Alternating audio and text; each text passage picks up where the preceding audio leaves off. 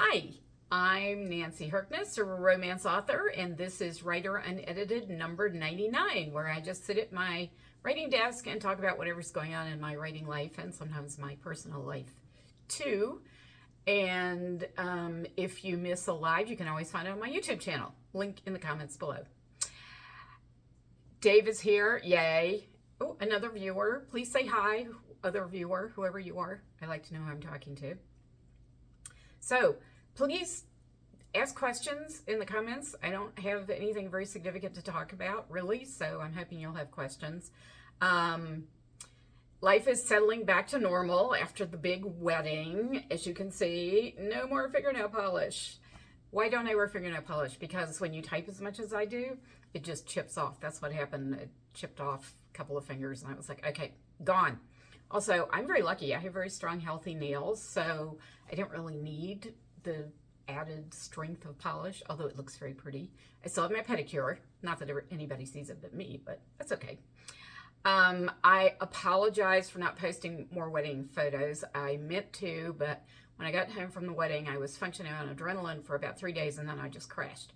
And my poor exhausted brain just could not deal with choosing which pictures to share. So I'm going to get started on that. Also, the wedding photographer very kindly sent us some sort of preview pics from, the many that she took. So, so I have some extras that I can choose from, which just makes it harder, of course. So what else is going on? All right, so did everybody see that Jonathan Bailey from Bridgerton and Wicked and probably other stuff that I don't know about was chosen as People Magazine's sexiest man alive? And I have to say, for once I'm in total agreement. I think he seems, number one, he's incredibly talented. His dance in Wicked was amazeballs. He also just seems like a really nice human being. And I got to say, I kind of vote for nice human beings these days. So I was psyched. Anybody else have comments on Jonathan Bailey being the sexiest man alive? Some people seem to not approve of it. I was rather surprised. Oh, and of course, the other reason I love him is he has a British accent, and I am a total sucker for a British accent for whatever weird reason. Gail says, you having cooler weather? It's still warm here. Yes, cooler. It's 60 today and beautiful. It goes down into the 40s at night. So the weather's kind of glorious. We've had a little bit of rain, which we desperately needed. I think we're due for a little more soon. But I will be posting some pictures because I walked through my yard today and said, oh my gosh, look at the colors of the leaves. They're just gorgeous. So I'll be posting a few of those, like everyone else who lives in the Northeast, of course. But that's okay. You can never have too much beauty in your life, right? Gail says, yes, but I hadn't heard of him. He's very good looking. You hadn't heard of Jonathan Bailey? I guess you don't watch Bridgerton then, right? Because he plays Lord Antony, the head of the Bridgerton family. And he's in Wicked as Fiero. Now, to be fair, I have not watched Wicked the movie. Seen the show on Broadway, but not Wicked the movie, which is what he's in. But his dance number, Dancing Through Life, I think that's what it's called, I've seen enough clips of it to be odd, truly odd. I just think he's also charming, and he exudes he has charisma. I mean, the camera loves him. That's part of it. And who knows, it always interests me why some people the camera loves and some people who you think would be good on camera are not. You just never know, right? It's fascinating. Gail says, no, I don't watch much, even movies, because you read, right? Yes, reading is better. But sometimes it's nice to check out what's going on in the outside world, so to speak. I've gotten very addicted to Leanne Morgan's comedy. She's got 2 shows on Netflix now, recorded shows of her comedy, and I just find her hilarious. She speaks to me. She's of my generation, of my age group, and she has all the same issues that I do, and I just find her very funny about those things. So, all right, on to Mikhail's book. I am back in the saddle again. No fingernail polish. His book is making progress again. And as I was writing the most recent scene, I had this sudden thought about what the theme, well, I should say one of the themes of my Royal Kaleva series is. and that is Bad Mothers. I think it's my Bad Mother series. So think about it. There's Odette, who's a psychopath, right? Grace's mother. There's Quinn's mom, who pretty much abandoned her with some justification. I'm not saying that the bad mothers didn't have reasons for being bad. Odette did not have a reason for being bad, except she's a psychopath. Then there's Raoul's mother, who suffered from depression and drove her car off a cliff, abandoning her baby, essentially. Granted, she should have been treated. I mean, she had very real psychological issues that with treatment probably could have saved her. There's, even Gabrielle's mother, Helene, she's not a bad mother. She's just kind of an absentee mother a lot of the time because of her problems with her marriage. She's always loved and supported Gabrielle, but she hasn't always been there. So I feel like she's sort of making up for that by kind of mothering Quinn now, which is her chance sort of at redemption. And now I'm writing about Mikkel's ex-wife, who is his daughter Serena's mother, obviously. And she has some very unpleasant relatives, shall we say. So I'm like, wow, who are the good mothers in this? Okay, so there's Eve, obviously. Thank goodness for Eve. She has redeemed the mothers in this book. And I don't mean to make light of bad mothers. It's not funny at all. And frankly, mothering is a very tough job. Been through it twice myself, so it is a tough job, and we all make mistakes, but we generally try to do our best. You know, we're human, but we try to do our best and protect and support and love our children. So it's interesting to me that this whole series has a lot of bad mothers in it. The fathers tend to be better. Not always. Gabrielle's dad, not so much. But Luis sort of has stood in for Gabrielle's dad as a father. So I guess what the real theme of these books is family dynamics, of course, but there is sort of a pattern to the bad mother thing. Kind of weird. Patricia's here. Hi from Florida. So what's the temperature in Florida, Patricia? I was telling Gail that it's in the 60s. It's 60 here with lows in the 40s. I bet it's a lot warmer where you are in Florida. It's certainly a lot warmer where Gail is. So what else did I want to talk about? Oh, to my review crew members, I must make an apology. I have not yet sent out your autographed copies of Royal Caleva Raoul because of the wedding, mostly. Things just got really busy.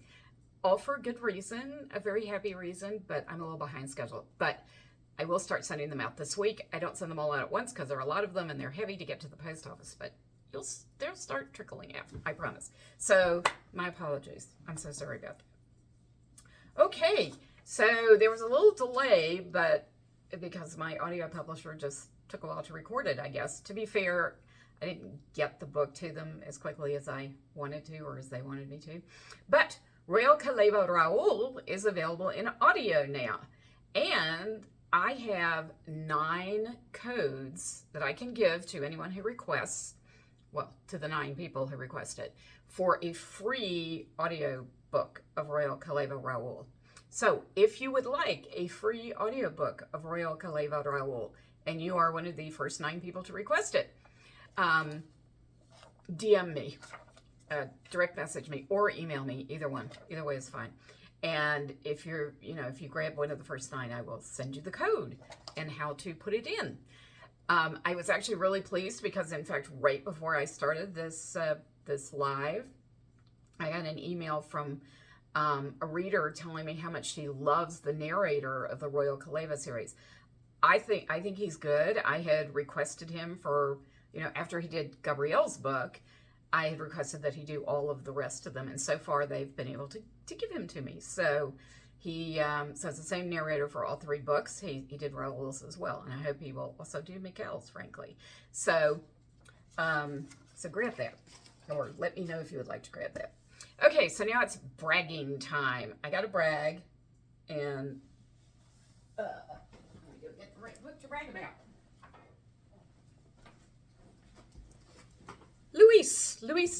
Luis won honorable mention in the Writer's Digest Self-Published Books Award. Now, honorable mention may not sound exciting, but it is very exciting to me for this reason. The Writer's Digest contest had 1,450 entries across just 7 categories. And the Royal Caleva Louise competed in a category that was all of genre fiction. So not just romance, although romance is included, but science fiction, thrillers, mystery, fantasy, any kind of genre fiction. And he won honorable mention. I think that's pretty impressive, and I'm very proud of him. So, go Luis. My king is cranking. I got to give him credit. So, what else? What are people saying here? Patricia says it's hot here in Central Florida. Ouch. Gail says, yay to Luis. Patricia says, congrats. Thank you so much. I'm just, that's kind of an impressive win. I mean, I'm very happy with all the wins, but an impressive honorable mention. So there, also to be fair, there is a winner, and then everybody else is honorable mention. So it's not like he came in, 5th or something. So I'll take it. It made me feel very happy when it happened. Okay, so this month I have a ton of books on sale. Now keep in mind that I have no control over this. My publisher decides what books to put on sale, when to put them on sale, and for how much to put them on sale. So they just inform me as to what's on sale, which is totally fine with me. So first, I'll let you know about The Agent, because it is actually not on sale quite yet. It's going to be a Kindle deal of the day next Wednesday, a week from today, so November 12th. It will be $2.49 on Kindle. So I wanted to let you know about that. This is the 3rd book in the Consultant series. So that's that. Now, let's go through all the rest of these. Sorry, gotta get them sorted out here because I didn't sort them out very well before. Okay, so all 3 of the Wager Reports series are going to be on sale for the entire month. The CEO Buys In will be $1.99 on Kindle. And the All-Star Antes Up and the VIP Doubles Down will be $2.49 on Kindle each. So these are my billionaires who make a wager on love. Then Second Time Around, which is it's actually the first full-length novel in the Second Glances series, will be on sale this month for $1.99 on Kindle. So that's a cheap one. What did I say that the CEO Buys In is also going to be $1.99? Did I say that? I can't remember now. This is the series that my editor calls Billionaires with Heart, because it has rescue dogs and kids in it. And finally, and I saved it for last because I want to talk about it a little bit, The Hacker is on sale this month for $2.49 on Kindle. And I just wanted, I've probably told you this before. I call this the book that almost killed me. Why did this book almost kill me? So it was the middle book. It's the middle book in the Consultant series. And this was a contract I signed with my publisher where they wanted me to rate books faster. So I had 3 books. I had a book due every 6 months. So I got the first one written, which was The Money Man. And then I immediately had to plunge into The Hacker and write it right while I was also doing all the rounds of edits on The Money Man. So, the developmental edits, the copy edits, the proofreading, and the cold reading. So I was doing all that while writing this. And it was really hard. This is the book that inspired my daughter to send me this mug that says, being a writer is easy. It's like riding a bike, except the bike is on fire. You're on fire. Everything is on fire. Do you think maybe I whined a little bit to Dr. Darling Daughter about the book? Just maybe a little bit, possibly. I love this mug though, because it expressed how I felt so accurately. So I literally typed the end on this book 2 days before it was due. I never do that, because what that meant was I essentially sent in a first draft. Now, I will say I write very clean first drafts, so it wasn't as big a disaster as it sounds like it might have been. But I hate sending in the first draft. I like to have time to go over the book, from start to finish and fix stuff. But I have to say, I love this book. Dawn, the heroine, she kind of lived out a fantasy of mine. She is an expert at defensive martial arts. She's badass, and I am so not badass, and it was so fun to live a heroine who was badass. So folks who have read this book, did you enjoy Dawn? And of course, Leland, the computer hacker expert, with his nerd glasses, I thought was so sexy because I like smart men. That's a turn on for me. Very smart man. Also a swimmer, and they have great shoulders, and yeah, and see the muscles in his arms and his shoulders. Yes, the swimmer. Gail says, great mug, but cool series too. And I have a special attraction to the consultant series, especially the hacker. We won't mention any names because they may be listening. Okay, I get what you're saying. And that's a good thing.